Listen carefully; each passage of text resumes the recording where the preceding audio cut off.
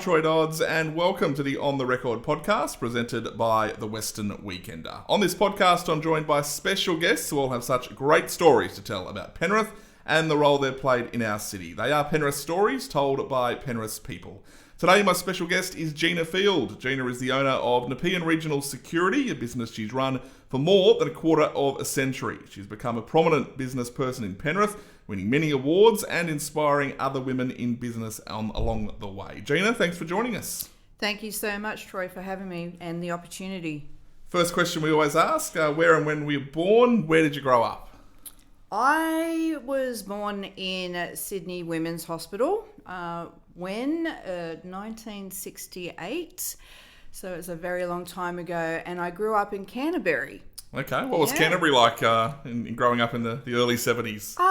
It was interesting. It certainly wasn't as rough as I believe it is now. It was a really nice community, and it wasn't until my parents decided to buy in Penrith many moons ago when housing was very cheap. I think they only paid $86,000 for house and land back then in Emu Heights, and I always thought, Emu Heights was like almost travelling to America. It was that far away. Oh. And then I moved in with them and moved to Penrith. So when was that? When did Penrith first come into your life? Oh, that would have been probably about 35 years ago, I would say. Yeah. Very different back then certainly. than it is today? Yeah, well, I mean, the M4 finished at Emu Plains. It didn't continue on, and then we used to have to go up the old Bathurst Road and go around the back way to get up the mountains. So that's how long ago it was. Yeah, very, very different. What kind of student were you at school? I always got on my report card, she talks too much. And I was always the class clown. And I would always, the teacher would be saying, "Be quiet, Gina, be quiet." And I'd always sit up the back.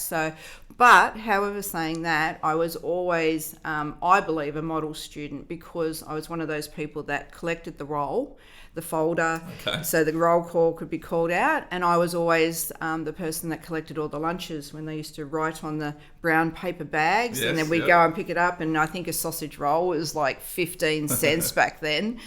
So I think I was a model student, but I did like talking a bit. What about career aspirations? Did you have any during high school? Did you kind of know what you wanted to do? I've always been a person that liked authority. So I thought I'd either go in probably the army, the police. I never thought of security whatsoever, maybe ambulance, because I've always been an extremely regimented person. And I'm very scheduled, and I do like discipline. I was brought up in a very disciplined family. I was going to say, where does that come from? So that's upbringing-wise? Yeah. Dad. So Dad was German. Okay. And Germans back then were very, very disciplined with their children. And also my father owned a butcher shop. So I used to work in the butcher shop every Saturday and in the afternoon, sweeping up all the wood carvings and cleaning the chopping tables, and so that made me very disciplined and hardworking, I believe. What about upon leaving school? What's the first job, or where do you head to after school? So I was working in a hardware store in the afternoons and on weekends. While I was at school, I was working for BBC Hardware that doesn't exist anymore. Okay. In Penrith? No, it was in Belmore. Okay. Yeah. So this fellow used to walk in on a regular basis, and he had a security uniform. And I said to him, "Wow, I never thought about security. Like, is that an authority role?" Because I was really quite attracted to uniforms, authority, regiment. And he said, "Oh, yeah, it is. Oh, but women don't get employed as security officers." And I said, "Oh, really? That's interesting, isn't it?" And the next day I started looking for jobs in the newspaper, and there was an advertisement for security officers, and I went for the job. I remember walking in, which was ironically where I was interviewed in was a house that my best friend lived in growing up, and the bedroom, the room that I was interviewed in was her room that we used to play in. Okay. And I'm thinking, I know this house. Yeah. And it was a little bit of, there's three of them, 3 men, and they said to me, we're going to employ you because we think this is going to be a bit of a novelty, but you're very restricted to what you can do because women can't multitask. So there's only particular roles where we will send you, and we'll have to work out where we're going to send you. At that point, is it something you were offended by, or are you just excited about the job? Like, how did you take that? I think I was too young because I was 19 at the time. I was too young to understand whether they were joking with me or whether I was offended. But exactly what you say, I just wanted to be a security officer, and I thought possibly that would be a stepping stone to getting into the army or the police and giving me the training. So I was just like, throw the uniform at me, and I was so excited, and I was thanking them and shaking their hands. And they said to me, I remember this fellow, he got my uniform and he said, look, because there's no women in security, or not many, I'm going to have to give you a man's uniform. Right. And I went, great, excellent. So they gave me a pair of pants, a shirt and a tie. And I was so excited. And they sent me to a building in Circular Quay. And my job role was to sign people in and out. That's all I had to do. Yep. And I had to teach myself the 24-hour time. And I remember they said to me, you can sit down for the 12-hour shift, that's fine. Well, I went to sit down and I thought, these pants are a bit tight. So I used to stand at attention in the foyer for 12 hours a day. And ironically, after that, I got Employee of the Month because I stood at attention for 12 hours a day. But what they didn't realise is the reason why I did it, because I was terrified of splitting my pants because they were so tight, because they were men's. What about your colleagues during this time? Are they looking like, is this woman that's come into the fray, or was there some respect there as well? This is late 80s, early 90s, Sydney. Absolutely right. So it's 1988. So they're, we're going through the phase where, women had to stay in wedlock. We're going into from the 70s to the 80s. So you're absolutely right. We had to have certain conditions to be able to vote. So I've gone into a male-dominated industry. And while the guys really liked me, they were quite standoffish with me, and a lot of them reported that they didn't feel safe having me there because what if there's something goes on? How am I going to assist them in a fight and things like that? So all of these things came forward, but I don't know whether I should be proud of this, but I'll say it anyway. I was working at a construction site, so I was sent to a construction site. Yeah. And back in those days, women were not on construction sites whatsoever. So I was a female security officer, and on the Portaloo block, they put a piece of cardboard with some string, and every time I had to use the toilet, I had to turn it to say woman. Okay. So none of the guys would go in. And I was working there for maybe 2 months, and I got on really well with the guys because I'm pretty easy to get along with, I think, anyway. And I remember all the guys walking past going, thanks, Jean. Now, remember the late 80s, heavily unionised, massive unions. So, and they're walking past going, thanks, Jean, we're going to the pub, you're the best. And I'm thinking, what's going on? And next minute, the supervisor came up and I said, has there been a bomb threat? He said, I hate to do this to you, Gina, but I'm going to have to ask you to leave. The unions don't want a female on a construction site. We don't believe that you can do the job correctly. So I lost my job that day, not because of my skill, not because of anything that I've done. I did my job correctly simply because of the sex that I was born. And this is early 1990s? No, it was about 1989. So we're getting...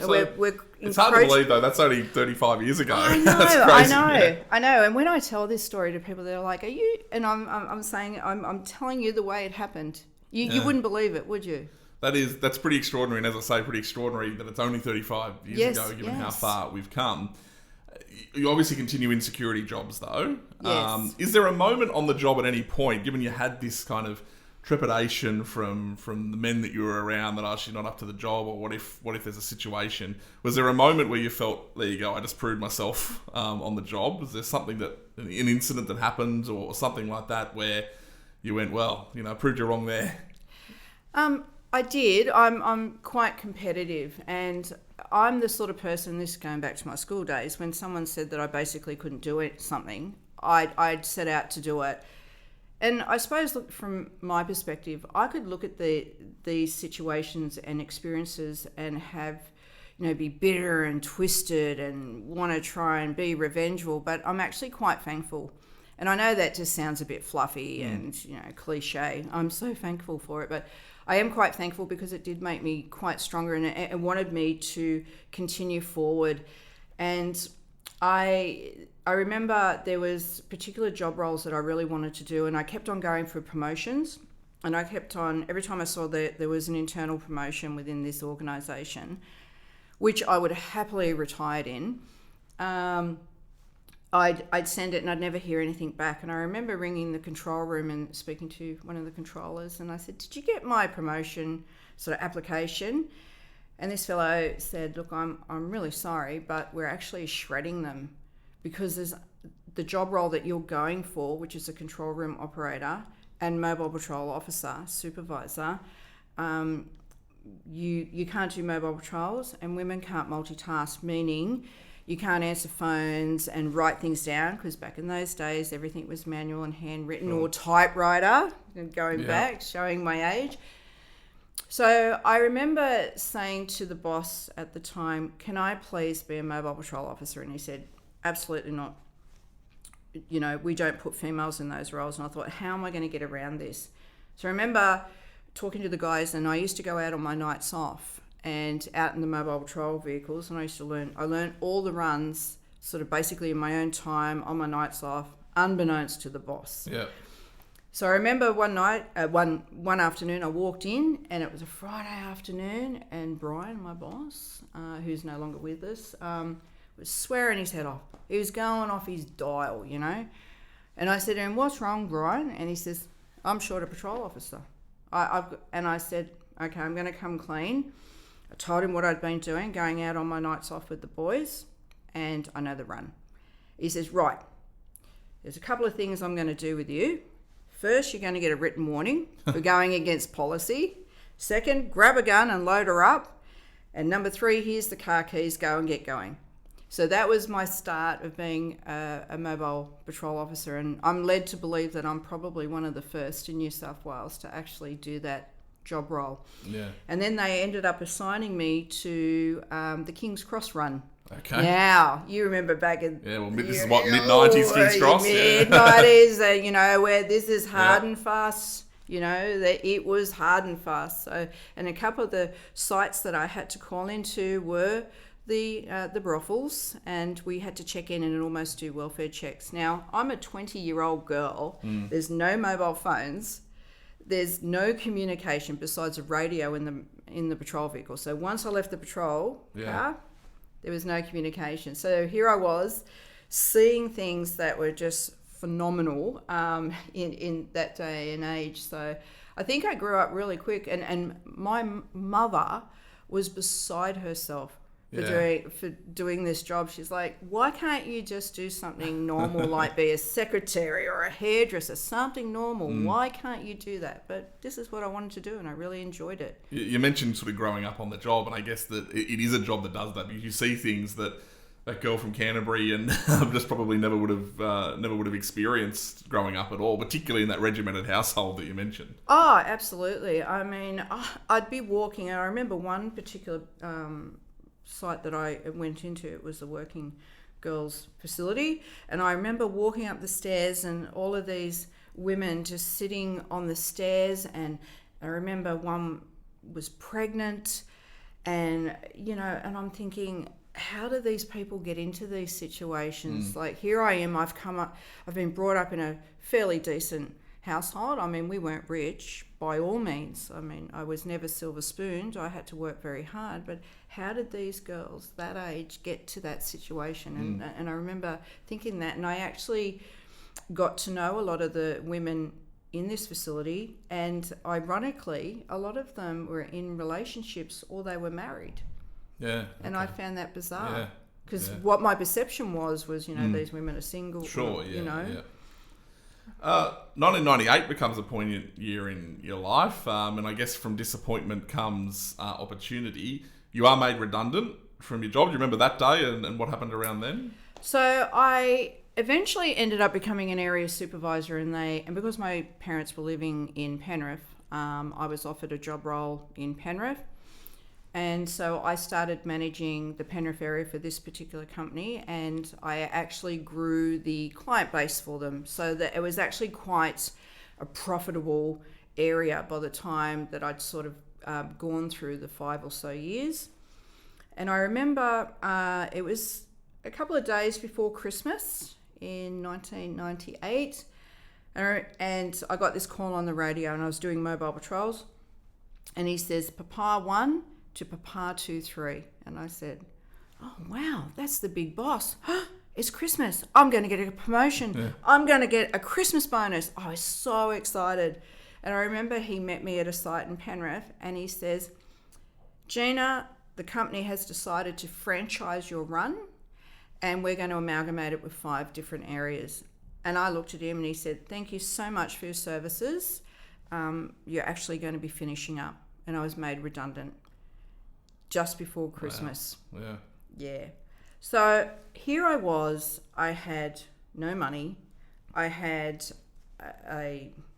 excuse the French, a shitbox of a car that, I hardly started. And I had, nowhere to go. I had no idea what I was going to do. So I remember on Christmas Eve, I drove around and I stuck Christmas cards under all the doors of the clients in Penrith that I used to look after, saying, thank you so much. I wish you all the best. I'm no longer with this particular organisation. And I put my phone number on it. And there was a lady by the name of Helen Andrews from Rex Andrews Transport in Penrith, and she contacted me just after Christmas, and she said to me, what are you going to do? So I don't know, Helen. There's not many job opportunities out there at the time because it was very difficult to get a job because people worked back then. And so she said, have you thought about starting your own company, and I'll be your first client? And I had no idea, never ran a business, never did business courses. She even had to help me register my business name. Sure, okay. And she said, think about your business name. And I was driving along the Great Western Highway, and outside the Collerton Hotel was a sign that said, welcome to the Nepean region. And I thought, that's it. That's my company name, Nepean Regional Security. And that's when it was born, 1998, January. Yep. And that's a poignant time for you, obviously, when you look back and go, well, now you can say, thank God I was made redundant before Christmas, I guess, because had you not, had that not happened, then who knows? I guess they're sliding doors kind of moments in your life. Yeah, that's right. And I think I just basically did it so I could remain employed. So here I was, and I remember, thank God, I lived on a hill, and I had an old Holden Chimera that would never start, and I used to have to clutch start it. So I'd have to put it in second gear and clutch start it down this hill to get this car going, and that's how I was doing mobile patrols. So I was doing mobile patrols. So I was working all night. Yep. And you're on your own at this point? I was on my own. There was no employees. So I was working all night, and then I'd have maybe 1 or 2 hours sleep in the morning, and then I'd get up. And this is in the old fax machine days and the yellow pages. Yeah. And I would, I had a piece of paper that I'd written on to introduce people to my company, and I'd stand there for 8-9 hours just dialing single numbers in and just putting the paper through the fax machine one after another just to introduce myself from the yellow pages. And that's how I was building up my business, and more and more businesses came on board that I'd left Christmas cards under the door, and many of them are still with me today, 26 years. Yeah, wow. Yeah. You mentioned how there weren't too many women working in security, but I imagine at that point there wasn't too many women owning security companies either. No, well, I was led to believe again that I was one of the first females in New South Wales to solely and wholly own a security company back then as well. You mentioned, though, that it felt like you were just doing it to stay employed. So then you must have a first employee, and that must really feel like a business then. Do you remember hiring that person and who it was? Yes, Abdul. It was Abdul. He came along and he was my first employee, and it was just so I could have a night off. So he only did 1 night a week for me. Yeah. And I was running the business from my home, and then I moved it to the garage. So he would come to my garage, pick up the mobile patrol vehicle, and then go and do the run, just so I could have a rest. Because, you know, I was working literally night and day. I was living literally on 1-2 hours sleep a day, and that's how I was building up my business. And I remember vividly, I used to do a site out at Badgerys Creek called Borrell, and I'd go out there and I'd go to the site and I'd check it. And I remember driving down Elizabeth Drive, and it was the middle of winter, and I was starting to fall asleep, and I got out of the car and I went to the service station. I stuck my face under a tap, and it was like -2 degrees to try and keep myself awake. Yeah. And, you know, all these sacrifices that I did. And again, just thinking, I had no idea about business, about marketing. It was, you know, I didn't have the perks of social media back then. It was all manual and cold calling, and that's how I had to build my business up. You'd already been through being an employee in security and having the difficulties around being a woman in a male-dominated industry. Did it feel like you were going through it all over again when clients would realise, oh, this isn't something I'm used to when talking to someone in this industry? Yeah, well, yeah, exactly right. You're right. I used to go to meetings with clients, and they say, oh, are you the salesperson for the organisation? I say, no, I'm the owner. And people were extremely hesitant, particularly when I was talking about electronic security. You know, we've got all these devices that I was talking about. You know, did this woman know what she was talking about? Was she selling, you know, did she know how to sell security products? How did she know? You know, like, this is just so surreal for them. So I had to prove myself a lot more because I was a woman, and which was very difficult to try and get business going. What about the biggest growth period? Where did that come from? Where was there a period where you went, wow, this is actually starting to take off? So in 2007, I was diagnosed with cervical cancer, and I was told that I had to take 3 months off, which I simply could not afford or do. So I literally worked all the way through all that. But it changed my mindset because, you know, being diagnosed with cancer, it certainly makes you start questioning your life, because I didn't know at what stage I was at or whether I was going to basically live or die. I had no idea. Yeah. So you start questioning your life.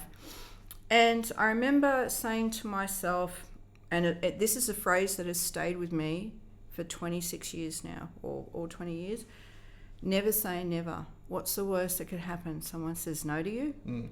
So I saw a tender for the Sydney International Regatta Centre, Equestrian and Shooting Centre. It was being advertised, and I thought, you know what? I got 2 or 3 people working for me. I'm going to apply for this tender. And I just put it all in there, and I got a letter, and I was shortlisted. And I thought, wow, okay, well, I'm not going to get it. I'm too small.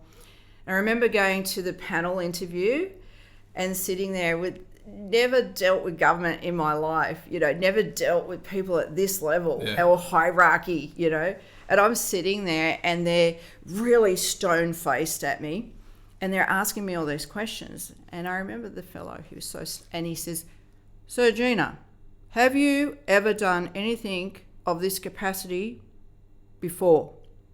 And my answer was, yes. And as Richard Branson says, you know, say yes and work around it as you go. And then they said to me, you know that we hold major events at these sites. Have you ever done major events? My answer, yes. So here I was saying yes, and in the back of my mind I'm thinking, what the hell am I getting myself in for? So I remember I got the phone call and they said, congratulations, you've got the contract. So I picked up basically overnight 3 former Olympic venues like this. Yeah. Catapulted from 3 to 16 to 20 staff. I had to buy cars. I had to write procedures. And the incumbent was so upset by losing the contract that they decided that they didn't want to wait the 4 weeks. They wanted to pull the pin earlier. So I get the phone call going, well, it's like this. We've actually got to start you a lot earlier. Now, here I am, never doing anything like this, dealing with a government department who wants policies, procedures, never written anything like that in my life, never had employers. So I had to interview, buy cars. It was frantic. And I actually had to dig deep into my savings so I could do all of this. So, and I suppose I never thought about the finances, or I just did it. I just I just went out and bought stuff. And so the start date, would you believe, for these contracts was New Year's Eve. Right. So I had straight in. straight in, boom. Yeah. So I had no government representation at these sites. Yeah. And I did it. I was exhausted. And hiring people, and I didn't even have a uniform. I had to design a uniform. I had to design a logo. I had nothing. Yeah. I didn't even have payroll. I didn't even know what super was, So I remember standing at the regatta centre on the bridge, and you know the bridge there, and I looked up and the fireworks were going off, and I went, I did it. I did it. And that's where my business started growing, and from there I went for more government tenders and more, and I won the tender to the Greater Sydney Parklands and Parramatta Parklands Trust. I won the tender to Western Sydney Airport. I've got local government contracts, and all the way through this, I always hear businesses say to me, but I'm not big enough, I'm not ready, I don't have these facilities. I had nothing. Yeah. I had nothing in place. I was working from the garage of my house, and my payroll, my income went from $9,000 to over $1 million overnight. Yeah. That's how quick it was. Yeah. So then I also had to grow from that as well, and I moved out of the garage and into an office in Penrith, and so to speak. And very much became the go-to security business in the region. No question about that. Your role must have changed as well. I mean, on the tools, so to speak, most of the time, then becoming, I guess, the HR manager almost, because you've got, you start to put more and more employees on. And I know you've always remained on the ground, which I think is a great part of your business. But how did you find the challenge from going, what I actually loved was the security, doing the actual job, and now I'm kind of managing the business, most of the time? Very difficult. It was really, really difficult for me to transition to having to do, lots and lots of paperwork and admin, which I absolutely despise. And you're right, my love is for doing security. So I think back then I started to get a little bit depressed because of it. And I really wanted to be out on the field and have the time. And I think people think I'm a bit of a freak show because I'm still doing 70, 80 hours a week, and I still and make sure that I maintain being on the tools. But I'm also getting, from that, I get a lot of satisfaction because I love doing security work. But from that as well, I'm showing my people that I'm leading by example. And if they're out in 43-degree heat at an event, I'm out there. Yeah. If we're in, knee-deep of water and flooding, I'm there. And I think from my perspective and the business and the success and the longevity in my staff has been because they've seen that I am leading by example, I am on the tools, I'm doing what my troops are doing. I mean, some jobs I go to, unless people know that I'm the boss of the company, I don't tell them. Yeah. I'm just one of my people, and I do what they do. So. How many staff do you have now? I've got 47 staff. Yeah, so it's a pretty extraordinary, pretty extraordinary number from where you started. You must look back on it and feel pretty chuffed at the amazing ride that you've gone on. The only time I really start thinking about it is if I'm sort of entering business awards and I've got to go back to the beginning and I think, wow, did I actually do that? Or when I'm doing a podcast with someone like you who actually asks the questions and I think, wow, okay, did I actually achieve that? Now, just thinking, I was one of these people at school that, I wasn't the greatest at school. I didn't get the greatest marks. I didn't do a business degree. I didn't go to uni. This is a person that has never done any business education. I've been self-educated. And I always say to people, some people say to me, and there's nothing wrong with it, don't get me wrong, where they're sort of educating themselves and textbooking themselves. But to me, you either have it or you don't. Yeah. You've got that drive and you've got that initiative, I think. And you're going to learn a lot more on the ground doing it than you are reading about it. Oh, look, and honestly, I've made a lot of mistakes along the way, and there's things that I wish I had done differently, and educated myself, particularly with staff and HR, and thinking that, people have the same invested interests as I do, but I've learnt that they don't really. And I'm not saying everyone's like that, but, and any business owner will say to you about staff that they are an asset and they're a liability as well. And people are motivated by different things as well, so it's not like a one sort of situation can suit everyone, even no matter what you might want to do in your staff and your business. Some people are motivated by money, others are motivated by time, achievement. Like everyone's motivated by different things, which makes it more challenging too. Yeah, and I think it's up to a really good business leader and owner to make sure that you're aware of what those motivations are in your people so you can work with that. And look, we're all motivated by money. That's why people work, but there's different motivations. Some like, remuneration with money, some like praise, some like appreciation. So it's up to me as a good business owner to make sure I identify that in every single one of my people. And I know every single one of my people's names, their family. Yeah. You mentioned awards before. You've won quite a few now, including New South Wales Business Person of the Year at one point. Yes. How do you feel about that recognition when it comes up? Look, that was the best day. But it was also bittersweet because I was a finalist in the New South Wales Businesswoman of the Year. On that particular day, I actually had just won a tender which had to start that day. Right. So I got up. I was up at 4:30 in the morning to go into town for these awards. Won the award.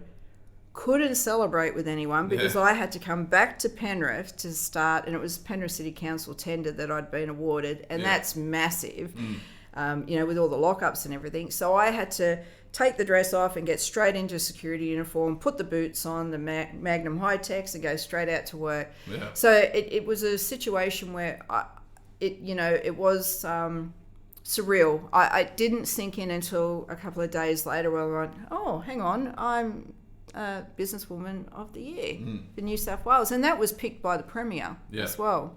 Yeah, an extraordinary honour, and I guess takes into account, like we've talked about, the challenges you faced in the industry, but it hasn't necessarily evolved as much as it should, because I think you mentioned there's 5,000 odd security businesses in New South Wales, and only 50 of them are owned by women. So you're still very much a trailblazer in that industry. It hasn't quite caught up as far as getting out of the old doldrums. Yeah, and when we say 50, that's purely a female's name on a master license. Yeah. So that female name may be in collaboration with her husband or may just be a name as a manager. I don't believe that there are 50 operational female-owned security companies. I believe there's only still a handful, which is, really quite ironic, because how many million people have we got in New South Wales? 9 million, is that right? 9 million odd, yep. Yep, and we've got less than 20 females running a security company. Like, there's something really wrong there. So to that end, what advice would you give, and I'm sure you're asked this a lot, but what advice would you give to a young woman who's looking to start her own business, in whatever field it might be? I truly believe that you should just take what opportunities, also work out what your point of difference is, because there's so many competitors. I've got 63 security companies in this LGA alone, so I've always got to make sure that I know my point of difference, and obviously mine is now being a female in security, which is a tick box now for a government department, ironically, it's female owned, so which is great for me. But I think just having a go, don't be scared. Try not to be too wound up in the textbooks. And when I say that, because, you know, these business textbooks say, oh, within 3 years you should be here, and in 5 years you should start thinking of your exit strategy, and 10 years you should have your, you know, you should have this turnover and work on the business, not in the business. Do what you want to do and what you feel is right, and always take the opportunities that are thrown at you and think outside the square. And how I think outside the square is, for example, if I'm reading the newspaper, such as the Western Weekender, there might be something in there that says there was a building fire. So I do security, so I contact them and I say, I'm so sorry, you've had a building fire, but do you need security? And 9 times out of 10, they go, yes, we do. Thanks for coming along. And that's how, and it's not about cold calling, it's about taking the opportunities and thinking outside the square. Everybody's advertising on Instagram and social media. So what's your point of difference in thinking outside the square? You know, who are you contacting? What media are you listening to and reading? I mean, with the Western Sydney Airport, like it's went out to tender and I won that. But right in the beginning, when they first started, how I got that site was I simply rang the real estate agent and said, I see that you're in charge of clearing all the houses at Badgerys Creek, getting the people out, and many of them have lived there for 35, 50 years. And it was a big job too. And they've said, yeah, we actually do need security. So it was just picking those moments and chasing your own opportunities. Chasing your own opportunities. So just think and sit down and think about people that can help you. You know, you've got the Chamber of Commerce, you've got the CBD Corp, you've got the St Mary's Town Centre, all of these things that I've joined, and they've assisted me at growing my business.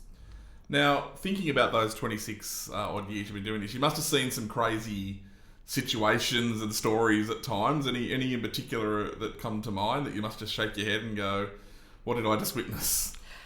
Oh, you know, I mean, how long have we got, Troy? I've seen some. I've been at events where we've been doing bag checks where, you know, people have hidden what we call goon bags, you know, the bladder of a wine cask under a newborn baby to get it in, camel packs full of vodka. But I remember, and back in these days, mobile patrol officers had to carry firearms. And I remember I went out and purchased the same firearm as Mel Gibson in that movie. So I had this big shiny gun on me. And I remember I got an alarm call to South Penrith Public School. And it was during the day. And I'm thinking, it's just a bug or something. So I just sort of drove in and I thought, what a great day. And I'm just walking to this alarm, and next minute I see this backside hanging out the window backwards, and I'm thinking, oh my God, this is a break and enter. So next minute I'm sort of gone really serious, and I've yelled out, oi! And he's come back, he's hit his head on the window as he's coming out. He landed outside the window and there was half a drum kit on top of him. So he was actually stealing, it was obviously one of the music rooms, and he looked at me and he's taken off like a rabbit, like they usually do. And here I am with this half drum kit on the ground.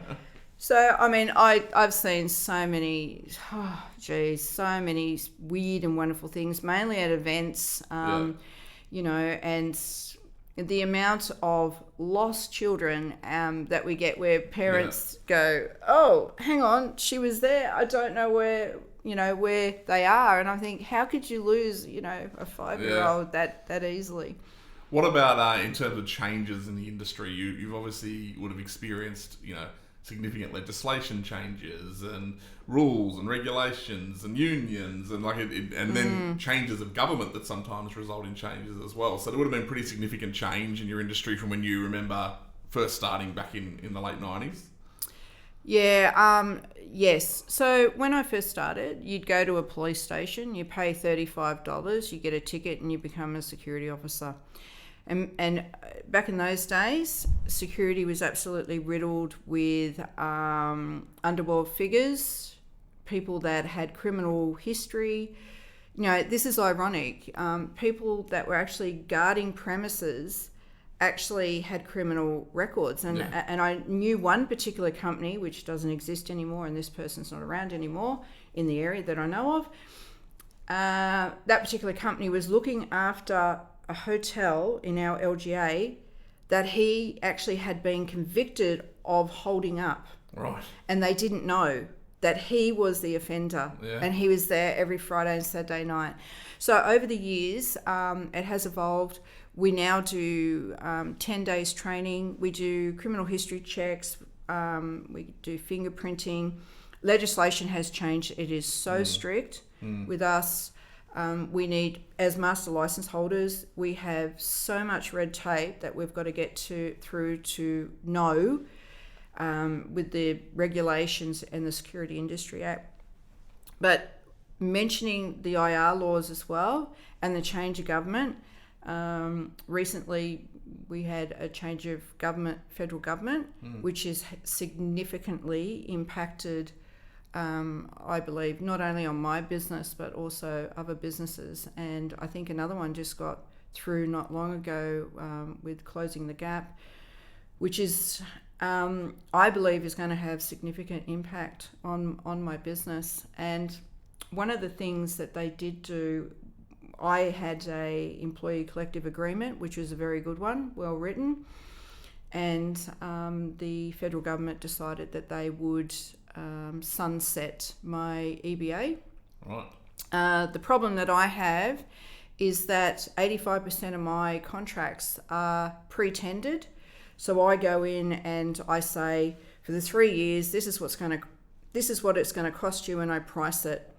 So this government has come in halfway through my contracts and made me go straight to the award, which meant that I had to go back to my tendered clients and tell them, I'm sorry, whatever I tendered there is now abolished and you now have to pay this. Right.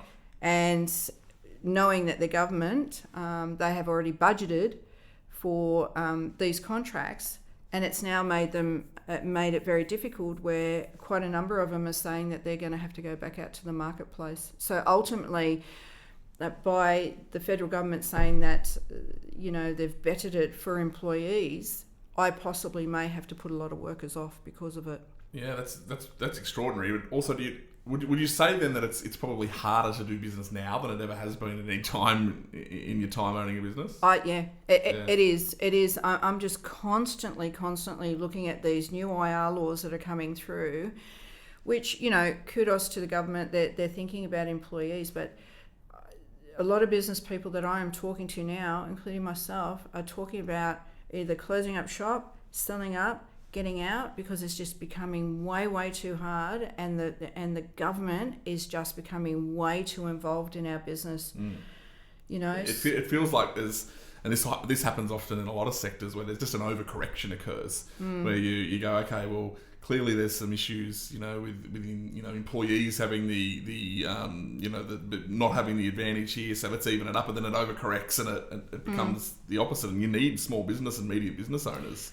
If you don't have them, then they're the backbone of the country. Absolutely, and we're the biggest employers. But during COVID, we lost about 5,000 security officers that went on and became Ubers or whatever, sure, yeah. And they never came back. So we have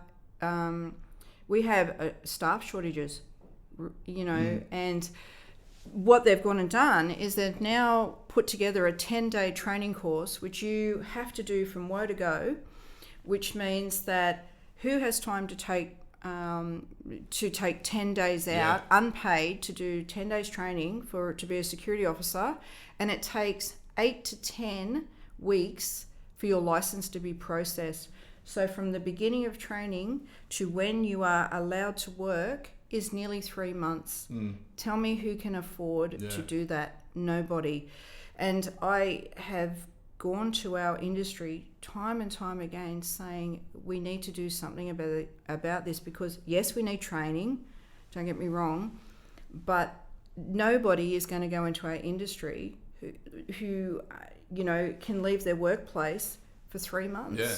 I mean, they can do weekend training, which is 5 weekends in a row, But again, the whole process is 3 months, and that's why we simply can't get security officers. And so it's harder for me because I've got to now work so much harder to keep my employees happy, do what they want, give them what they want. So to me, it's really quite high maintenance, and to the point where I could almost feel burnout happening because I'm having to go that extra mile to keep them happy so they stay with me. Yeah, we should be making it easier to run a business, not harder, and it seems like we're doing the opposite. Oh, it's just crazy. And look, in all honesty, I mean, I've been doing it 26 years, and I get up some mornings and I think, why? I can just go and work for someone. Yeah, not have the headaches. And I'm fairly sure you've probably heard that over and over again with business people as well. Yeah, it's certainly a significant issue at the moment, no question. What about Penrith? Penrith's changed a lot in the 26 years you've run the business. In the last few years in particular, significant new developments. We're seeing the airport come together. What about the change in the city? Pretty extraordinary that you've witnessed? Oh, look, I mean, the growth is phenomenal. Had you asked me 10 years ago, would we have so many apartment blocks, I would have said, no, that's only purely for Parramatta. Am I in favour of the quick growth? I think yes and no. I think the facilities we have in Penrith is great. We have whitewater rafting, we have rowing, we have the iFly, we have Nepean River. We have so many amazing tourist attractions here. And really, we should be getting more tourism than we do. And hopefully the new snowfield will bring it in. Do I believe that the roads are accommodating the amount of population at growth? No, I don't. I think it hasn't caught up as quickly as it should have. And I think that we have a lot of traffic problems in the area. So, but, we've got a housing crisis. And having more people in the area will be great for local business and economy. So I'm sort of a bit on the fence with that, I think a lot of people are. What about your business? What's next? What's next for Nepean Regional Security? Ooh, in the next, maybe I might let the cat out of the bag. I don't know. Look, I always said, and I made a promise to myself that when I got to 25 years, I'd start looking at an exit plan. Here I am, 26 years. I know that I say every New Year's Eve, that's it. I'm packing up shop. And so I think what I'm wanting to do is move more to the technology side of security. If the government keeps making it harder and harder and harder, I don't really want to continue employing people. I'd love to, but it's just way too hard.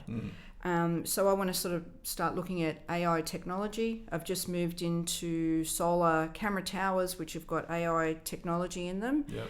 And they are replacing manpower, certainly at construction sites and home buildings and beaches, and you'll see them in parklands and things like that. So I'm trying to move more to the technology. I want to try and this is really difficult for me. I say this all the time. Try and work out a work-life balance, but I'm a micromanager.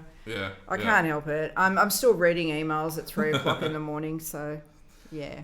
Question we always finish with: how would Gina Field like to be remembered in Penrith?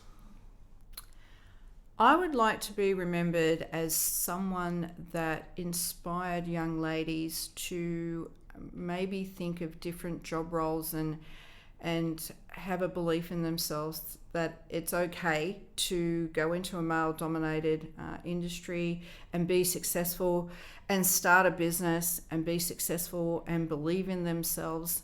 I want to be, as you said, like the trailblazer for young women to believe in themselves and have the confidence to know that whatever they set their mind to, they can do. I think you've done all of that. It's been a really great story and a great business success story, and let's hope it continues for many years. Gina, thank you so much for joining us. Thank you so much for having me. It's been great. Thank you. And I hope you enjoyed our chat. On the Record is produced by the Western Weekender and recorded at Studio 103 in Penrith. To hear future episodes, search Western Weekender wherever you listen to podcasts, and make sure you hit subscribe. Check out westernweekender.com.au and we will see you next time.